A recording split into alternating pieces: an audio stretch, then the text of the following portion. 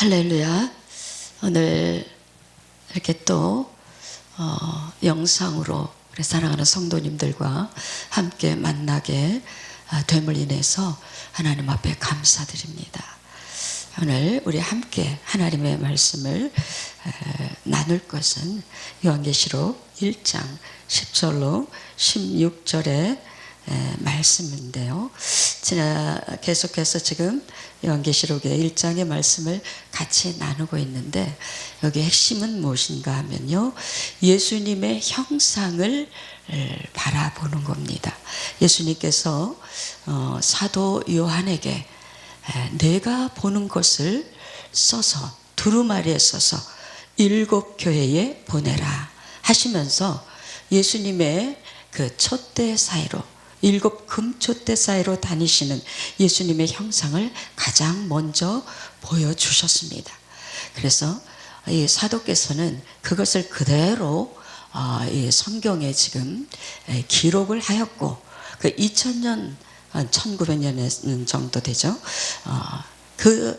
오랜 세월, 긴 시간이 지났음에도 불구하고 오늘 우리는 이 말씀을 통해서 생생하게 우리 주 예수 그리스도의 형상을 이렇게 바라볼 수가 있게 된 것에 대해서 너무너무 감사하고 하나님께 영광을 돌립니다. 예수님께서 이 나팔소리 같은 큰 음성으로 사도 요한에게 말씀을 하셨습니다. 그래서 그 모습을 바라보면서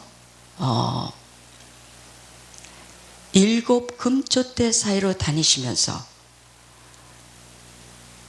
그 끌리는 긴 옷을 입으시고 가슴에 금띠를 띠시고 그 머리와 털의 희기가 양털 같고 눈 같으며 그의 눈은 불꽃 같고 그의 발은 풀무불에 단련한 빛난 주석 같고 그의 음성은 많은 물소리 같으며 그의 오른손에 7 별이 있고 그의 입에서 좌우에 날선검이 나오고 그의 얼굴은 해가 힘있게 비치는 것 같더라.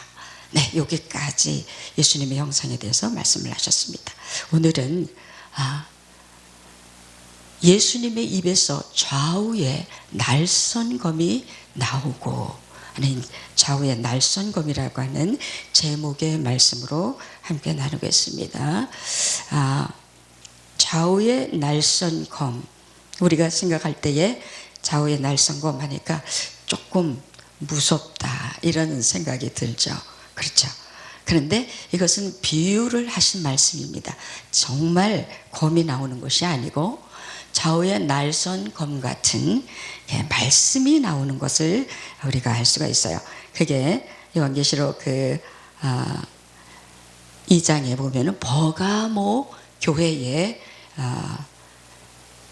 사자에게 주는 말씀인데, 예수님께서 뭐라고 말씀하셨느냐면은 좌우의 날선검을 가지신 이가 이르시되, 그렇게 말씀을 하시죠. 그래서 버가모 교회 사자에게 주님의 나타나신 모습은 좌우의 날선검을 가진 그 모습을 가지고 나타나시는 것을 볼 수 있습니다. 그리고 히브리서 4장 12절에도 보면은 하나님의 말씀은 살았고 운동력이 있어 좌우의 날선 어떤 검보다 예리하여 혼과 영과 관절과 골수와 마음의 생각과 뜻을 감찰한다, 이렇게 말씀하고 있어요.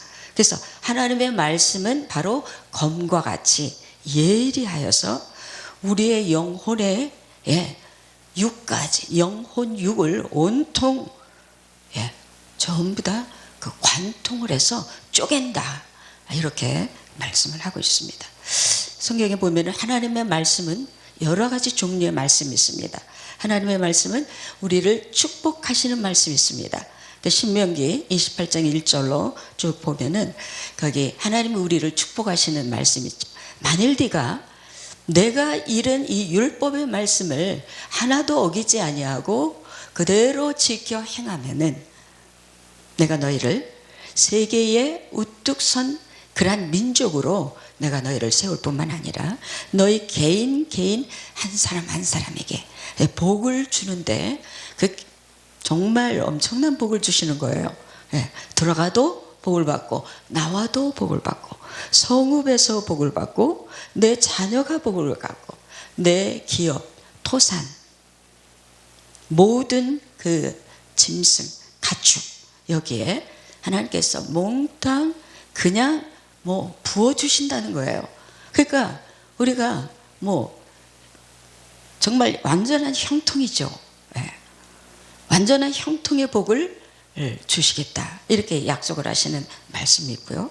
또 하나님께서는 우리에게 비전의 말씀도 주십니다. 꿈을 갖게 하시고요. 그 꿈을 가지고 품고 나가다 보면 어느새 그 꿈이 현실이 되어지는 그런 축복의 말씀도 있습니다. 우리 창세기 12장에 보면은 아브라함을 하나님께서 부르실 때에 너는 본토 친척 내 아버지 집을 떠나서 내가 지시하는 땅, 곧 가나안 땅으로 가라. 거기에 지금 7 족속이 살고 있지만 하나님께서 그들을 하나님의 때에 그들을 이제 다른 곳으로 이주하게 하고 그 땅을 아브라함에게 주시겠다는 거예요. 야, 아브라함은 네가 만약 내 말대로 순종하고 그대로 따라오면은 내가 세계 만민, 세계 모든 족속 가운데 내가 너를 정말 창대케 하고 내 이름을 창대케 하고 내가 너를 복을 주는데 하늘의 별과 같이 내 자손과 후대가 번성을 할 것이다. 그리고 너를 축복하는 자를 내가 축복하고 너를 저주하는 자를 내가 저주하리라.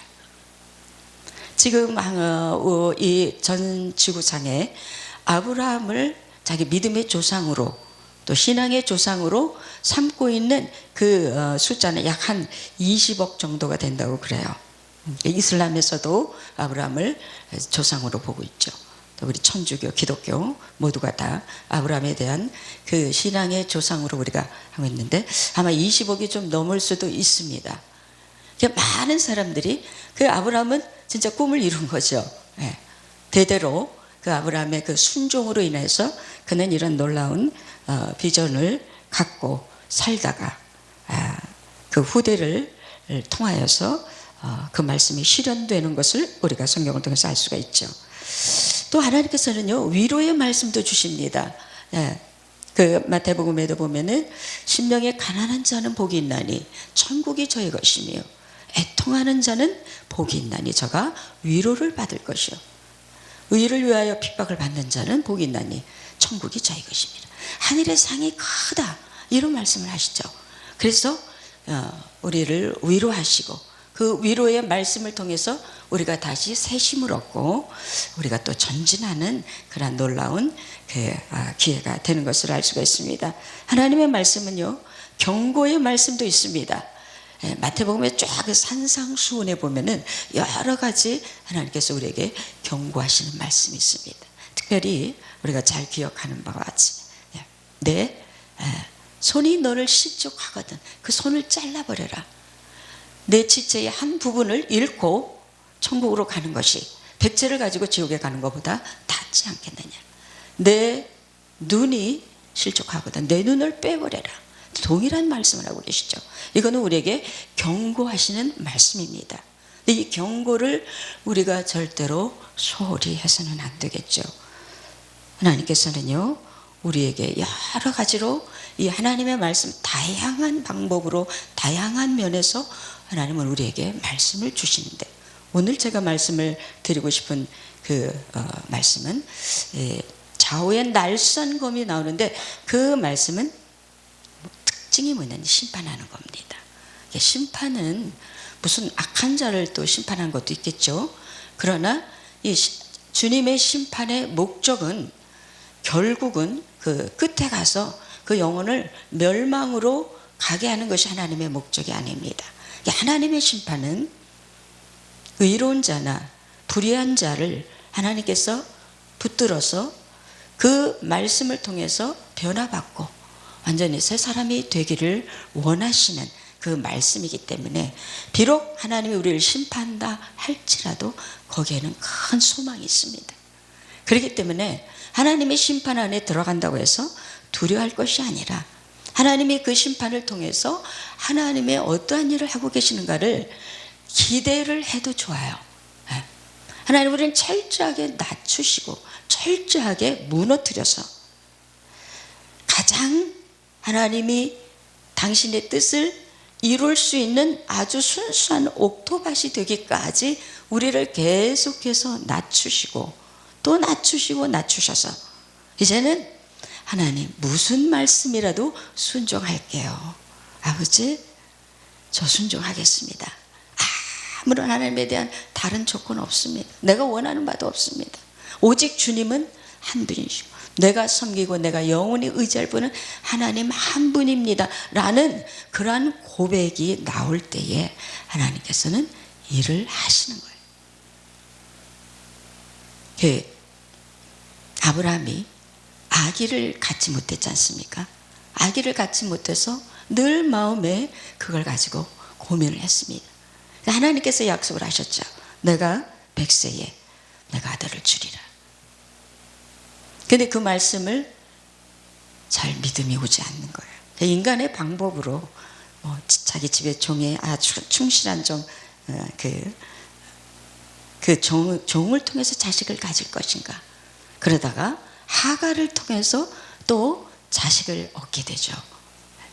그런데 하나님은 그것이 아니라 약속의 자식은 네가 인간의 방법과 수단으로 얻어지는 그러한 것이 아니라 하나님의 계획과 하나님의 거룩한 씨를 선택을 해서 그 씨를 통해서만이, 즉 사라라고 하는 이 여인을 통해서 하나님이 예비하신 씨가 있다는 거예요. 그 씨를 주님이 지금 준비하고 있는데 그 이삭을 받을 만한 아직 그릇이 못 됐다는 거예요. 15장에 보면은 하나님께서 다시 한번 또 나타나셔서 그 씨에 대한 약속을 하십니다. 그럴 때에 아브라함이 그러죠. 그러면 거기에 대한 좀 증표를 보여주십시오. 하나님, 나에게 말씀만 하시지 말고 증표를 해 주십시오. 하나님께서 말씀하세요. 암소, 3년 된 암소와 3년 된 암염소 한 마리, 그리고 3년 된 수양 한 마리, 그리고 집 비둘기와 산 비둘기를 번제로 하나님께 드리라고 했습니다. 그래서 이 아브라함이 그 제물의 절반을 가르고 그 가른 그 제물을 번제로 올려놓고 거기서 그 밤을 세웁니다. 근데 갑자기 굉장한 그 흑암이 임하면서 두려움이 오는 거예요. 그 두려움 속에서 하나님의 신이 나타나셔서 하나님 말씀하시죠. 미래에 있을, 즉 이스라엘이 400년 동안 애굽에 종살이하다가 하나님의 뜻 가운데서 400년 동안 있다가 거기서 다시 출애굽을 하면서 하나님이 원하는 그 약속의 땅으로 들어가게 될 것을 여기서 얘기를 해주는 것을 알 수가 있습니다. 아브라함은 그 말씀을 듣고 거기에서 깨닫는 것이 있죠. 하나님이 이렇게 그 동물을 번제로 드리라고 하신 것은 그 동물을 받기 위함이 아니라 아브라함이 하나님 앞에서 다시 한번 철저하게 낮아지고 약속의 자녀에 대한 그 하나님의 그 말씀을 믿음으로 이 언약을 받기를 원하시는 거예요. 이 믿음으로 받기를 원하시는 이 아브라함의 그 믿음에 하나님께서는 거기서 응답을 하시는 것이 바로 이 제물을 드리라. 거기 볼 때요, 아주 그 제물을 드릴 때 그냥 드리지 않지 않습니까? 각을 뜨고 창자를 긁어내고 그래서 깨끗이 씻고 기름은 기름대로 떼내고 피는 피대로 받고 각을 떠서 이렇게 제물을 드리는데 거기서 그 언약을 합니다. 하나님께서 뭐라고 언약을 하니까 이제 내가 너희의 이스라엘의 땅을 내가 주는데 애굽의 하수 홍해로부터 유프라테스 강 거기까지의 내가 너희의 땅을 지경으로 줄 것이다. 그러니까 그 땅에 대한 약속을 하시고 그리고 그 민족이 그곳으로 들어갈 것에 대한 후손에 대한 모든 것을 밝히 말씀을 해 주셨습니다. 여기서 제가 중요한 그 말씀을 드리고 싶은 것은 하나님이 우리를 영과 혼과 육을 쪼개고 또 생각과 마음의 뜻을 감찰하시는 이유는 무엇인가? 그것은 바로 하나님께서 우리를 통해서 우리의 이 지금 마땅히 죽지 못한 것들, 영이 죽지 못했고요, 더럽혀진 영들, 그런 영들이 다시 소생하는 경험을 해야 되고, 또 우리의 정신세계가 우리의 마음과 생각과 뜻이 하나님의 뜻과 일치되지 못한 것들이 다시 한번 죽음을, 하나님의 말씀을 통해서 죽음의 경험을 하고, 그리고 새로운 마음과 새로운 뜻과 새로운 생각을, 새로운 정신을 가지고 우리가 서야 되는 거예요. 여러분, 정신은 굉장히 중요합니다. 그러니까 처음에 혼과 영이라고 그랬어요. 영과 혼이 아니라 혼과 영을 먼저 찔러 쪼갠다. 관절과 골수를 찔러 쪼갠다. 그러는데 이 혼이 왜 중요합니까? 혼은요, 영과 육 사이에 있습니다. 가운데 있어요. 그래서 이 혼이 영쪽으로 가 있으면은 우리 영의 사람이 되는 것이고, 이 혼이 육 쪽에 가까워지면은 육의 사람이 되는 거예요. 그렇기 때문에 혼을 먼저 하나님이 찔러 쪼개야 된다는 거예요. 우리의 혼을 그냥 두면 안 됩니다. 혼은 정말 죄의 공장이에요. 이 혼에서부터, 모든 생각에서부터 죄가 들어오고, 죄로부터 인해서 오는 것이 우리의 의지를 흔들어서 우리로 하여금 행동을 개시하게 만들기 때문에 혼을 찔러 쪼개는, 우리의 생각과 마음과 뜻을 감찰해서 하나님이 우리를 통찰하시고 그 말씀으로 우리의 혼을 다지시지 아니하시면 우리는 순식간에 육의 사람으로 갈 수밖에 없습니다. 그래서 이 혼을 통하여 우리가 다시 한번 영의 사람이 되어질 때에 하나님의 섭리와 하나님의 뜻, 즉 나를 향하신 하나님의 뜻, 이 세대를 향하신 하나님의 뜻, 이 민족에 대한 하나님의 뜻, 그것이 드러나는 거예요. 아브라함을 그렇게 한 것처럼 오늘 우리를 하나님께서 하나님의 좌우의 날선검이 우리 안에 들어올 때에 이 날선검이 우리를 수술하는데, 여러분, 이 수술할 때에 거부하지 마세요. 이거는 너무나도 귀한 일입니다. 비전이 있습니다. 하나님, 나를 좀 수술해 주십시오. 담대히 그렇게 기도를 해야 돼요. 하나님, 내가 너를 좀 수술하겠다. 도망가는 사람이 있습니다. 안 됩니다. 여러분, 수술대에 올라가서 누우세요. 누우시면 하나님께서부터 영혼 육을 철저하게 하나님께서 감찰하시면서 어디가 수술 그 칼이 필요한지 하나님은 정확하게 하십니다. 그것을 잘라내야 돼요. 수술해야 됩니다. 썩은 것은 도려내야 돼요. 골마 터진 것은 그것은 도려내야 됩니다. 여러분, 사과가 아무리 아름답고 아름다운 먹음직스럽지만 한쪽이 썩어 있다면은 그거를 먹을 수 없습니다. 반드시 그것을 도려내야 되겠죠. 도려낸 후에야 그것을 먹을 수 있는 것처럼 하나님이 우리의 병든 것들 하나님 원치 않습니다. 여러 가지로 제가 어느 날 이렇게 묵상을 하면서 생각해 볼 때에 그 사람은 다 아름답고 정말 귀한데 갑자기 그분이 보는데 그 나뭇잎 하나가 보이는데 큰 나뭇잎인데 그 나뭇잎에 주먹만한 어떤 괴물체가 딱 올라가 있는 거예요. 근데 보자마자 너무 소름이 끼치고 소스라치게 놓고, 자기는 모르죠. 우리는 모릅니다. 하나님의 깊은 것을 성령만이 우리의 깊은 것을 통달하시는 거예요.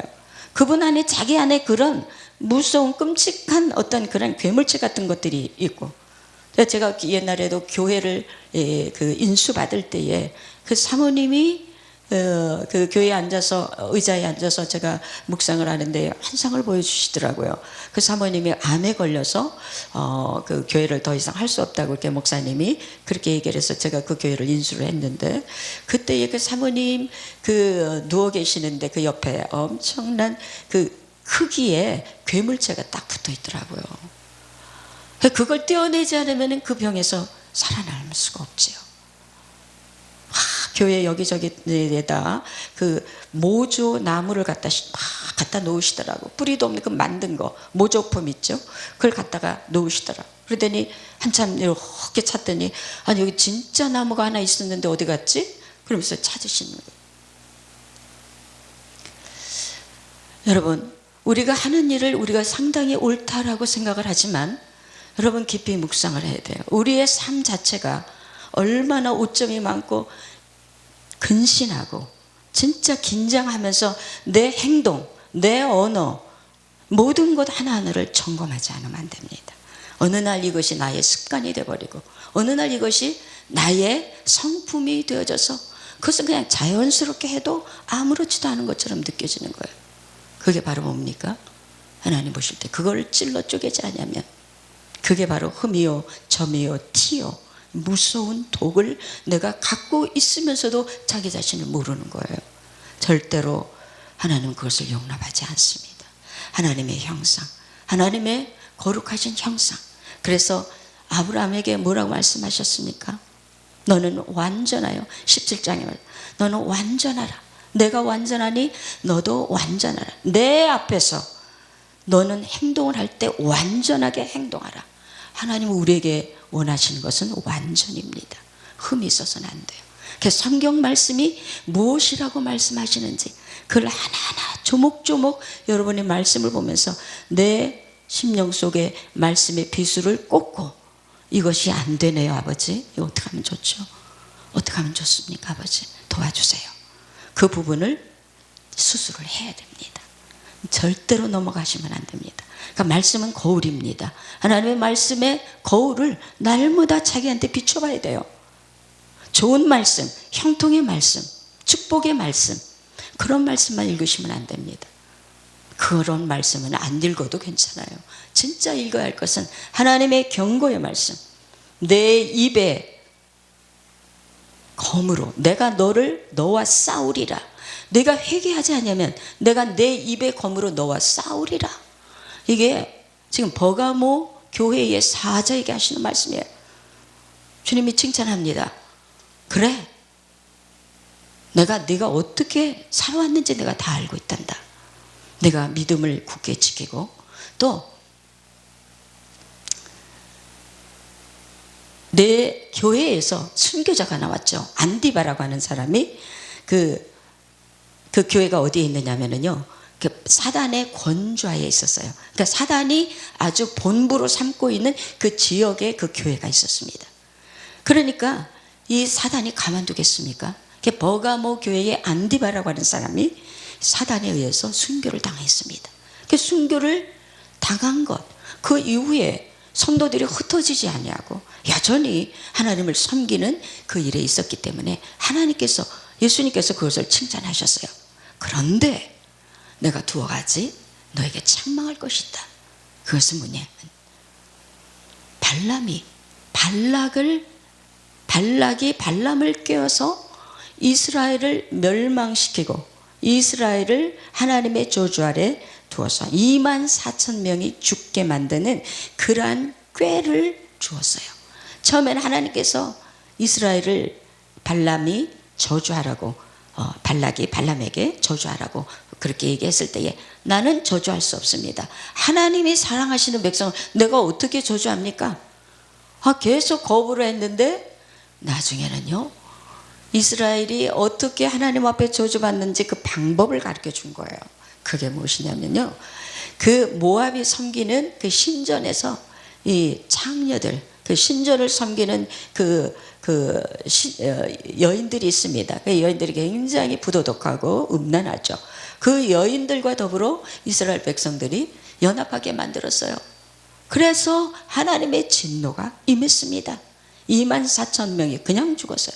그때에 아론의 손자 되는 비느하스가 창을 들고 어디로 장막으로 들어가는데요. 그 이스라엘의 두령 하나하고 그 모압 추장의 딸인 그 여인과 함께, 고습이라고 하는 여인과 함께 천막으로 들어갔을 때에 따라 들어가서 그 남녀를 그냥 창으로 찔러서 멸할, 심판을 하는 그러한 그 성경 민수기에 나오지 않습니까? 그랬을 때에 하나님께서 비느하스를 칭찬을 하시는 거예요. 네가 내 분노, 내 질투를 이제는 멈추게 했구나. 만약에 그 일이 없었다면 이스라엘 백성들이 몇만 명이 죽었을지는 모릅니다. 하나님의 진노가 극심한 그런 상황이었기 때문에 그 거룩을 그렇게 하나님께서 말씀하셨고, 타인과 이방 사람들과의 연합을 절대로 하나님께서 막으신 이유는 뭐냐? 이스라엘 속에서 이 구세주가 나와야 되기 때문이 그래요. 그 거룩한 피를 이어받은 하나님의 아들 예수 그리스도께서 탄생을 해야 되기 때문에 그 피를 보존하고 정결하고 깨끗하게 보존하기 위해서 하나님께서는 그 이스라엘 백성들을 철저하게 그들을 이방과 연합하지 못하도록 이렇게 막았던 거예요.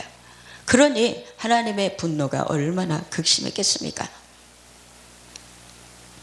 그래서 비느하스는 그 일로 인하여 영원한 제사장이 되리라. 그 칼은, 그 창은 뭘 가리키는 겁니까? 그는 하나님의 진노를 멈추는 그리스도의 피를 흘리게 한 거예요. 그리고 그 창으로 인하여서 이제 영원한 제사장, 근데 진짜 비느하스가 영원한 제사장이 되는 게 아니죠. 영원한 제사장은 한 분밖에 없습니다. 그분은 우리 주 예수 그리스도십니다. 그렇기 때문에 이 비느하스는 예수님의 모형이에요. 그래서 영원한 제사장이 되신 거예요. 그 하나님의 분노를 스톱을 시킨 거죠.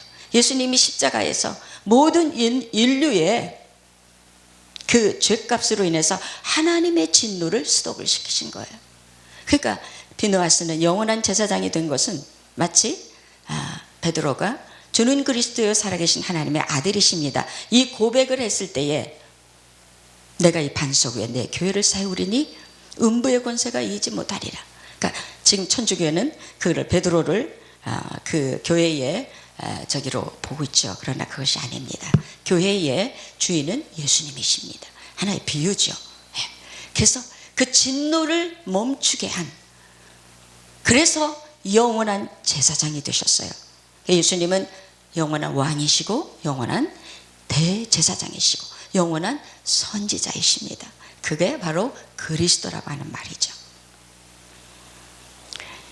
이 입에서 나오는 이 날카로운 그 예리한 검이 오늘 우리를 향해서 찌를 때에, 하나님의 말씀이 나를 찌를 때에 여러분 조금도 두려워하지 마시고, 하나님 나를 제물로 여기시고 나를 죽여주시옵소서. 내 혼을 죽이고 내 육을 수술하셔서 하나님이 원하시는 그러한 그 뜻을 알 수 있는 자리까지 내려가게 해 주옵소서. 우리의 낮은 자세, 우리의 겸비한 자세, 우리의 하나님밖에 없습니다라고 하는 고백하는 바로 그 순간이, 그때부터 주님은 내 손을 잡고 일하시는 시작입니다. 그러기 전까지는 전부 다 우리는 돌 감람나무에 불과한 거예요.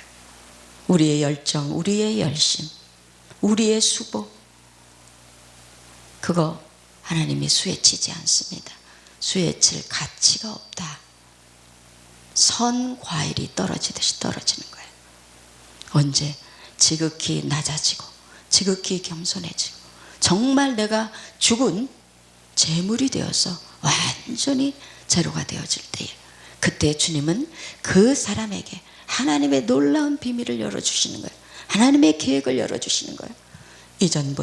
이전과 비교할 수 없는 하나님의 놀라운 그러한 열매가 여러분 앞에 기다리고 있습니다. 여러분 오늘 이 말씀을 통해서 우리와 함께 저와 여러분이 이제는 하나님이 우리를 향해 겨누시는 그 비수, 좌우의 날선검이 내 안에 들어올 때에 우리는 주님, 바로 내가 그것을 기다렸습니다. 나를 해부하십시오. 나를 찔러 쪼개십시오. 내 안에 수없는 암덩어리들을 이제 주님, 나를 수술할 시간이 됐습니다.